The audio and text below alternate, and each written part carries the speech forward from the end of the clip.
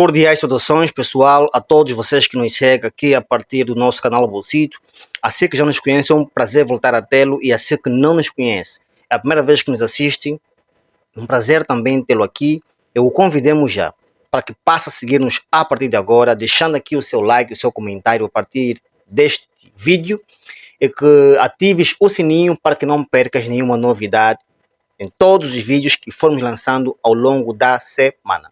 Eu sou Bolsito e trago para si semanalmente novidades ligadas ao processo de imigração. Mas atenção, atenção.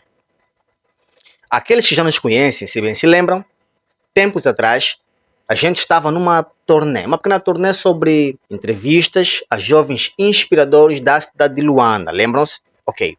Dentro em breve, vamos voltar nesta turnê, ok? Dentro em breve, vamos voltar nesta turnê de entrevistas a jovens inspiradores da cidade de Luanda. Pessoas que têm feito muito pela cultura. Então vão passar aqui na Bolsito para conversar conosco e contar-nos a respeito da sua carreira e como as coisas começaram e também como tem ido até ao momento. Portanto, aguardem, porque coisas boas virão aqui na Bolsito.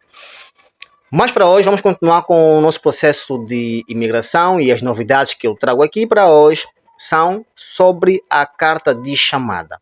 Muita gente se questiona o que é carta de chamada, quais são os documentos para teres uma carta de chamada, quem pode fazer ou enviar uma carta de chamada. Então, essas matérias, estas perguntas, a gente vai responder aqui hoje neste vídeo. Portanto, fique até o final, curta este vídeo e partilhe para que mais pessoas possam ter acesso a esta informação, ok? Bora! Pessoal, quem pode enviar para si a carta de chamada? Bom, a carta de chamada pode ser enviada por qualquer pessoa. Um amigo, um primo, um tio, um pai, uma irmã, qualquer pessoa que pode enviar a carta de chamada, ok? Qualquer um. Só que, ao fazer o envio desta carta, uma vez que ele está no território português e tu estás em seu território nacional ou não, ela precisa anexar alguns documentos, ok? Para que tu empregues no seu processo e entregues lá no consulado ou na AIMA. Que documentos são estes? Vamos ver os documentos. Documentos necessários para o pedido de carta de chamada. 1. Formulário, que deve ser reconhecido no consulado de Portugal. Cartão de cidadão. Extrato bancário carimbado em Portugal. Declaração de serviço ou contrato de trabalho. Documento da casa ou o contrato de arrendamento. Atestado de residência. Viu? Estes são os documentos necessários que o seu amigo, o seu pai, primo, irmão, precisa disponibilizar para si, anexar no seu processo para lhe fazer o pedido de carta de chamada, ok? Sem estes documentos, não tens como. Lembre-se que esses documentos são constantemente atualizados, ok? Então precisa estar informado, entrando constantemente lá no portal do consulado, para se manter informado sobre todos os documentos ou requisitos necessários para tu poderes fazer o pedido de visto, uma vez que tu vais com a carta de chamada, ok?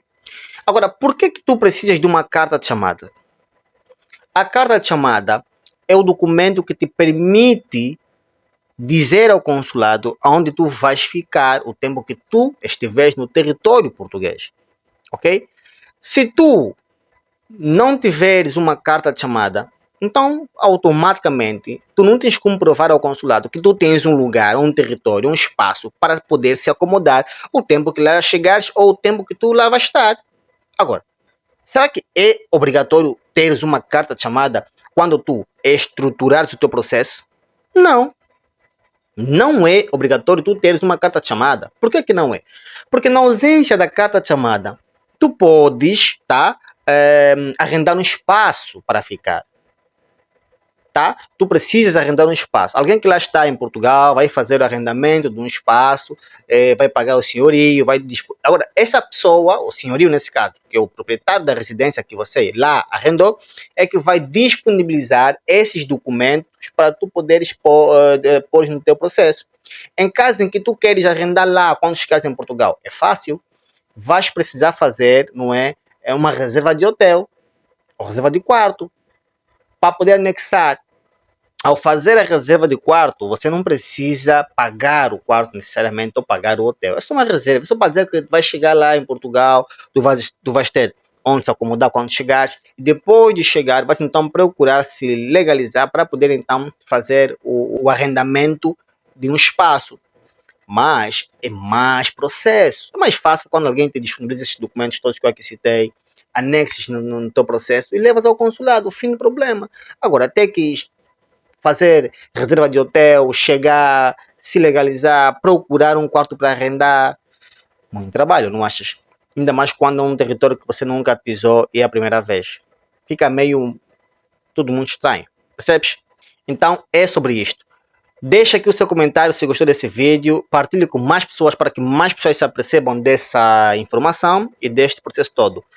Uma outra questão que muita gente solicita atualmente é sobre como funciona o processo de check-in, de viagem, reservas de hotel, tratar o seguro de viagem, tá?